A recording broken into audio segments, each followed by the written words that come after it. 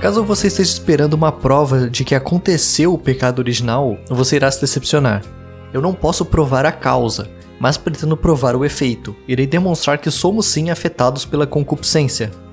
Quando discutimos a natureza humana, hoje em dia é muito comum ouvir falar sobre a maldade, a folha em branco, a bondade. Essas ideias vêm dos pensadores Hobbes, Locke e Rousseau, respectivamente, como você deve ter aprendido na escola se não dormiu nas aulas de história. Eu, porém, irei contra os três. A ideia dos homens serem bons por natureza é facilmente refutada, afinal, se este for o caso, seria impossível a primeira ação má entrar no mundo. Tanto que Rousseau não defendia exatamente isso. Ele escreveu ideias diferentes do que é explicado na escola, mas o objetivo aqui não é falar dele. Continuemos. A visão de que os homens são maus é mais difícil de refutar. Eles dirão que toda e qualquer ação boa necessariamente é para satisfazer alguma vontade egoísta. Essa ideia começa a precisar de muitas explicações ad hoc para mostrar como que uma pessoa não poderia não fazer algo errado.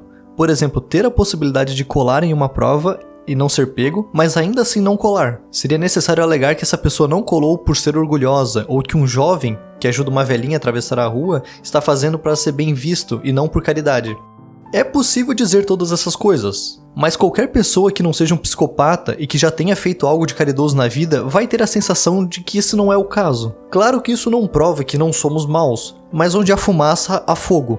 Irei refutar essa ideia de que nós somos maus ao longo do vídeo. Por agora, vamos para a ideia do Locke. A folha em branco parece fazer mais sentido, já que encontramos pessoas que são entre aspas cinzas, isso é, que fazem coisas boas, mas por não serem perfeitas acabam fazendo coisas más, ou pessoas terríveis que ocasionalmente fazem coisas boas. Claro que há uma infinidade de interações no meio.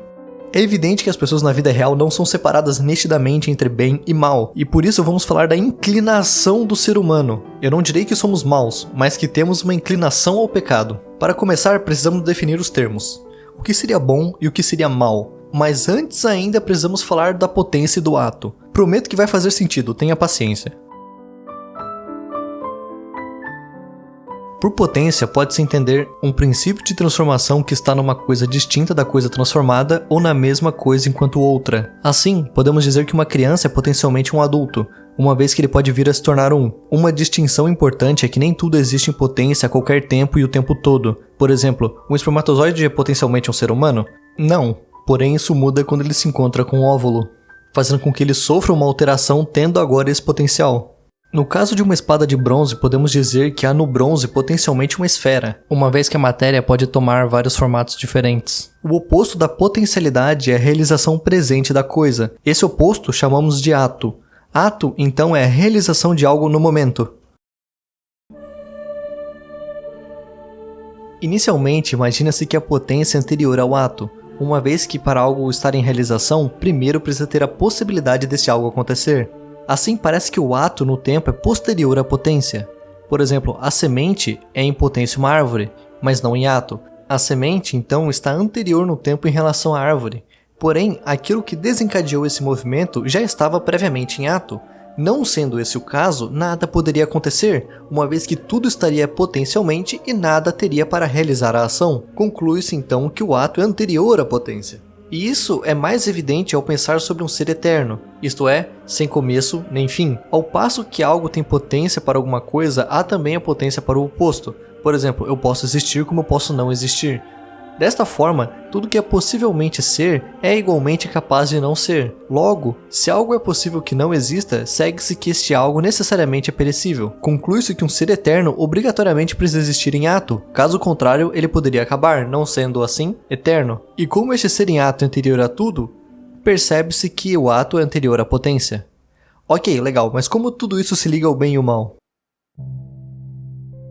Uma potência é sempre igualmente capaz de resultados opostos, como coloca Aristóteles. A capacidade para dois contrários pode pertencer a uma coisa simultaneamente, mas os contrários não podem lhe dizer respeito simultaneamente, isso é, os atos. À medida que algo pode tender a opostos, segue-se que apenas um deles tem que ser bom. Como a potência permite ambos ou nenhum nem outro, concluímos que o ato perfeito é melhor, pois assim como o ato anterior à potência, o ato perfeito, por não permitir um estado contrário, isso é, pior, é melhor por excelência. Todas as ações propositadas são realizadas em busca de um estado de maior satisfação. O estado de satisfação máxima é a atualidade perfeita, já que nada poderia torná-lo melhor. Desta forma, uma coisa é desejável quando nos deixa mais próximos do estado de perfeição. Como algo é perfeito à medida que é ato, é assim perfeito na medida que é ser. Algo não pode ser perfeito sendo um não ser, dado que esse algo deixaria de ser ato. Em um nível individual, podemos dizer que o bem é o que alguém busca, porém essa definição individual vai contrastar com a definição geral, visto que pessoas diferentes buscam coisas diferentes. Aristóteles vai tratar o bem como o que todas as coisas desejam. Como explicamos, a atualidade perfeita é um ser, portanto o ser é o que todas as coisas desejam, e com isso Santo Tomás de Aquino coloca, por onde é claro que o bem e o ser são realmente idênticos. Mas o bem acrescenta a noção de ser a de desejável, que lhe é estranha. Inicialmente, pelo que explicamos, parece fazer sentido definir o bem como aquilo que nos faz ser com excelência. Entretanto, não somos somente compostos de ser. Um ser enquanto ser não pode ser diferenciado. Tomemos o exemplo de um homem e uma pedra. É necessário algo além de ser para que possamos diferenciá-los, afinal, ambos são. Vemos que além de ser, somos capazes de inteligir uma forma. Esta forma compõe a substância das coisas. E é a partir da substância que podemos extrair a essência de algo. Assim, para nós, o nosso bem não pode ser simplesmente ser, é necessário algo a mais para nós. Então, o bem é o que nos permite estar em melhor comunhão com nossa própria essência. E o oposto, o mal, será tratado como aquilo que corrompe a própria essência. Explicarei melhor sobre isso em breve, antes precisamos falar rapidamente sobre a natureza do mal.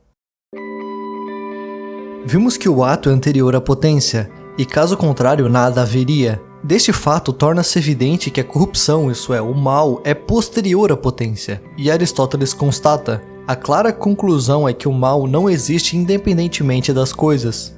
Esse significado que demos ao bem, e por consequência ao mal, é muito melhor do que as ideias populares de o que traz felicidade, o que dá prazer, o que é melhor para a sociedade. Mas ainda há uma coisa que precisa ser explicada. Se para uma ação ser boa ela precisa estar de acordo com a essência, temos agora que definir qual é a essência humana. E se você está gostando do vídeo, dê o like, compartilhe porque isso me ajuda bastante e inscreva-se no canal. Eu poderia simplesmente dizer que o que nos faz humanos é a nossa racionalidade e seguir em frente, visto que a maioria das pessoas iriam concordar com isso. Entretanto, farei uma investigação mais cuidadosa da questão. Somos substâncias compostas. Nossa essência possui tanto matéria como forma, porém isso não é exatamente óbvio. Acredito que o primeiro questionamento que surge é: não poderíamos ser só matéria? Se tomarmos isso como verdade, nada poderia ser conhecido, visto que cada matéria é individual. Duas garrafas são materialmente, espacialmente e temporalmente diferentes. Por exemplo, como poderíamos dizer que ambas são garrafas? Responder pela similaridade não resolve, na verdade complica, visto que agora há algo imaterial, isso é uma forma que une as duas garrafas como uma só. E o contrário, que seria dizer que somos somente a forma, também traz problemas. Veja, se as coisas em nosso mundo só são diferenciadas quanto ao gênero ou espécie, não poderíamos dizer esta garrafa e aquela garrafa, ou eu e você enquanto seres humanos diferentes. Assim, vemos que somos tanto separados por unidades como por grupos, o que nos mostra que somos compostos de matéria e forma. Temos, contudo, uma característica interessante. Nosso intelecto participa de nossa essência por ser uma das potências da forma, mas não é inteiramente a essência. Assim, não é possível dizer, como os gnósticos fazem, de que a matéria é má por limitar ou impedir a perfeita atividade do intelecto. A matéria participa da nossa essência, sendo o princípio de individualização. Desta maneira, mesmo com a forma separada da matéria, não perdemos a singularidade. Isso esclarece a questão do intelecto, mas é a razão. A razão é simplesmente o proceder de uma intelecção para outra. Usando o que já foi inteligido, é possível raciocinar para inteligir algo novo. Logo, da mesma forma que o movido e repousar não são potências diversas, mas uma, raciocinar e inteligir constituem também uma só potência. Vemos, portanto, que o bem e o mal nos atos humanos estão relacionados com a razão, visto que ela faz parte da nossa essência. A consequência disso é que agora somos capazes de tratar sobre a bondade e a maldade dos atos. Aquelas ações que nos afastam da racionalidade ou danificam o corpo comprometendo os sentidos serão entendidas como ações más, e aquelas que levam à razão serão entendidas como boas. No primeiro momento, se tem a impressão que toda ação, com exceção dos reflexos do corpo, como remover a mão rapidamente após tocar uma superfície quente, é tomada em conformidade com o intelecto. Entretanto, não é o caso. Se fosse, fazer algo que você acredita ser errado seria impossível, visto que uma pessoa não pode ter dois posicionamentos contraditórios ao mesmo tempo, como Aristóteles mostra na metafísica. Bastaria entender que certas ações são erradas para a razão impedir a pessoa de agir. A lei da não contradição pode ser entendida assim. Há alguns que alegam que algo pode ser e não ser ao mesmo tempo. Porém, se este for o caso, nada poderia ser entendido. A refutação dessa ideia não se dá mostrando que algo não pode ser e não ser, mas assim tornando evidente que se quem detém essa opinião entender o que está sendo dito, significa que, apesar de negar a razão, ele concorda com ela. Então, mesmo alegando que acredita que algo pode ser e não ser, ele, por estar confinado dentro do domínio da razão, concorda que as coisas ou são ou não são. Desta forma, algo precisa atrapalhar o intelecto para que a gente possa fazer algo que sabemos ser errado. Se a gente estivesse em perfeita comunhão com a essência racional, só haveria uma forma de pecar, forma essa que não teria perdão. Logo, por realizarmos atos contraditórios, se conclui que há algo que atrapalha o intelecto, e esse algo é a concupiscência. Como muito bem explicado no Catecismo, como consequência do pecado original, a natureza humana ficou enfraquecida nas suas forças e sujeita à ignorância, ao sofrimento e ao domínio da morte, e inclinada para o pecado. Inclinação que se chama concupiscência.